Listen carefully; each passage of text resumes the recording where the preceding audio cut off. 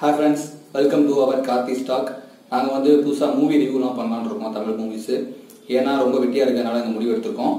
பார்த்துட்டு எப்படி இருக்குன்னு சொல்லுங்கள். மறக்காமல் நம்ம சேனலை சப்ஸ்கிரைப் பண்ணிடுங்க. இந்த வாரம் வந்து 3 படம் நாங்கள் பார்த்துருக்கோம். ஆனால் நிறையா படம் ரிலீஸ் ஆயிருக்கு. என்னென்ன படம் நாங்கள் ரிவ்யூ பண்ண போகிறோம் அப்படின்னா சீதக்காதி, மாரி 2, KGF பண்ண போகிறோம். நம்ம ரிவ்யூவில் ஸ்பெஷலாக ஒன்றும் இல்லை. ஆனால் வந்து என்ன ஏதாவது ஒன்று புதுசாக இருக்கணும்ல அப்படிங்கிறதுக்காண்டி நான் பிரேக் அப்படின்னா 3 படத்தோட ரிவ்யூவையுமே எந்த எடிட்டுமே இல்லாமல் ஒரே வீடியோவாக ப்ரெசென்ட் பண்ண போகிறோம். கொஞ்சம் கடுப்பாக தான் இருக்கும், அட்ஜஸ்ட் பண்ணி கொஞ்சம் வாழ்த்துங்க.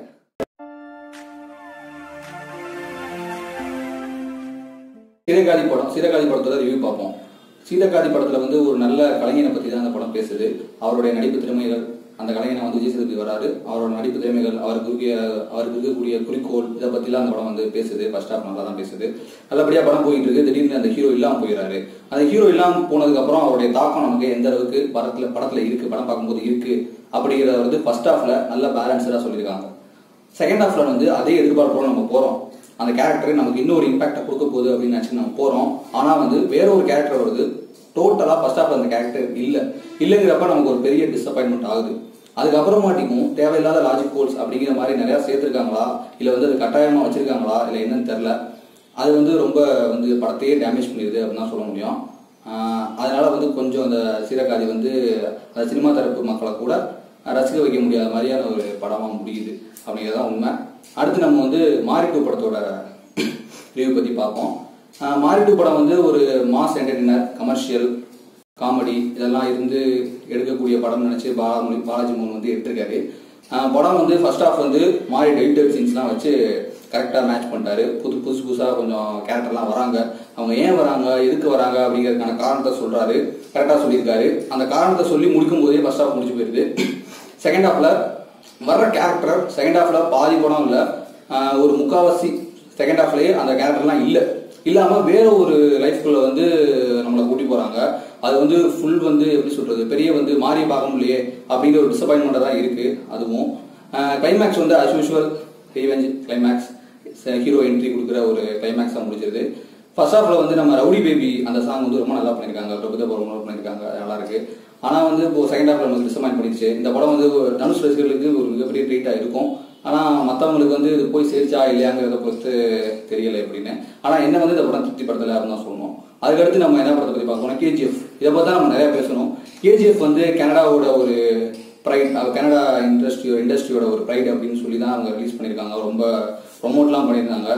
அதே அளவு எதிர்பார்ப்போட போய் உட்காந்து இந்த படத்தை பார்த்தீங்க அப்படின்னா கண்டிப்பா ஒரு ஃபுல் சாட்டிஸ்ஃபேக்ஷன் கிடைக்காது. ஒரு நல்ல விஷுவல் ட்ரீட், மியூசிக், இந்த மாதிரி ஒரு ஆர்ட் ஒர்க்கு, செட்டு, இந்த மாதிரி ஒரு இதெல்லாம் ரசிக்கக்கூடிய ஒரு சினிமாவில் இந்த படம் வந்து ஒரு தடவை பார்க்கலாம் கண்டிப்பா. படம் ஆரம்பிச்சதுலேருந்து நிறைய பில்டப். இந்த படத்தை வந்து தூக்கி சாப்பிட்டதே இந்த படத்தோட பில்டப் தான். இந்த படத்தை வந்து கனடா இண்டஸ்ட்ரியை வந்து வேற லெவலுக்கு கொண்டு போகணும்னு எடுத்தாங்களா, இல்லை வந்து ஹீரோ வந்து ஓவர்சீஸ் மார்க்கெட்ல வந்து காட்டணும் அப்படின்னு எடுத்தாங்களான்னு தெரியல. யாசுங்கிற ஒரு ஹீரோ வந்து ஒரு இந்தியன் சூப்பர் ஸ்டார் அப்படின்னு நினைச்சிட்டு தான் இந்த படத்தோட டைரக்டர் வந்து இந்த படத்தை வந்து எடுக்கவே ஆரம்பிச்சிருக்கான்னு சொல்லலாம். அந்த அளவுக்கு நின்னா நடந்தா உட்காந்தான்னு பில்டப். ஒரு 500 பேரையாவது இந்த படத்தோட ஹீரோ வந்து கொண்டிருப்பாரு. ஏன்னா அந்த அளவுக்கு வந்து ஒரு ரொம்ப முருகத்தனமா இருக்கு. என்ன காலில் இருக்காருன்னு தெரியல. சரி, நல்லா தான் பண்ணியிருக்காங்க. படம் நல்லா போயிட்டு இருக்கு. ஆனா வந்து ஒருத்தனை கொள்றாரு, திரும்ப இன்னொரு ஆள் பெருசா ஒருத்தர் வராரு, இப்படியே வந்துகிட்டே இருக்காங்க. இந்த கதையை வச்சு ஒரு 10 பாட்டு கூட எடுக்கலாம் இந்த படம். கிளைமேக்ஸ்ல இவன் தான் வில்லன், பயங்கரமா பிக்ஸ் ஆயிட்டான், இவர் வந்து ஹீரோ எப்படா கொல்ல போறாங்கலாம் இல்ல, கண்டிப்பா கொன்றுவாரு அப்படின்னு தெரியும். ஏன்னா அந்த அளவுக்கு பில்டப் கொடுப்பாங்க ஹீரோக்கு.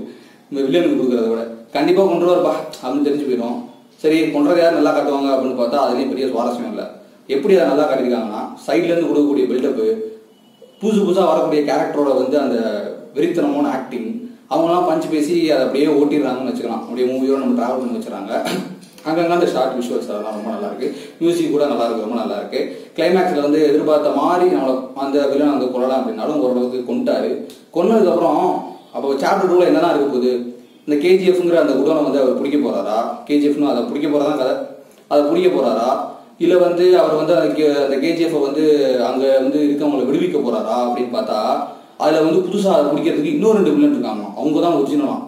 அவங்கள வந்து இவர் எப்படி கொல்ல போறாரு அப்படிங்கிற செயல்பாடுல காட்ட போறாங்க. இதை வச்சே இன்னும் 4-5 பாட்டு அவங்க எடுக்கலாம் போல. அவங்களுக்கு மேல ஒரு வில்லன், அவங்களுக்கு மேல ஒரு வில்லன், அப்படி மேல போயிட்டே இருப்பாரு. KGF வந்து ஒரு 100 பாட்டு எடுத்து பெரிய வெற்றிகரமாக வர வாழ்த்துக்கள். எல்லா படங்களுமே வெற்றியடைய என்னுடைய வாழ்த்துக்கள்.